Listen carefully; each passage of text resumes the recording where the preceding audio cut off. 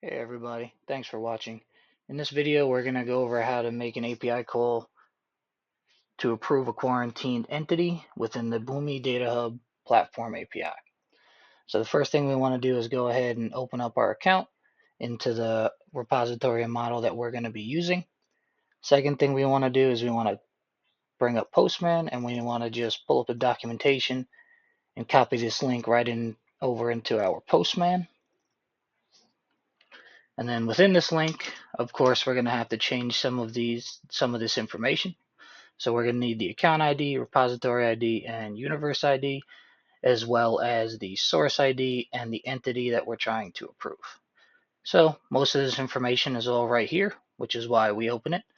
Right at the top in the URL, we can pull that account ID right here, repository is right next to it, and then universe is right after that.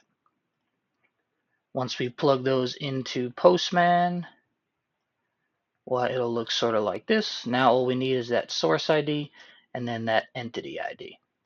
So for the source ID, that's pretty simple. For me, it's just LD, it's in the local disk. And then for the entity ID, we do want to go into the quarantined records. I currently don't have any under my LD model, but just to show you what this looks like, if you do go in here and you find that transaction that you're trying to approve, the entity ID will be right here. So we're just going to copy this right here. We'll throw that into Postman as well. Put it right there.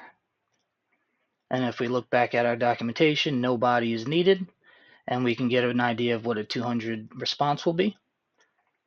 So we'll go ahead and run it, and this is going to come back as a 404 because this entity ID doesn't match with my source. However, when you do have a successful ID, you'll see it right here. The main line you're going to see is that second line where it's going to say success, and then it's going to say true or false. Obviously, we want it to be true. And then it's going to tell you what it did, when it was updated, and the other information there. Thanks for tuning in.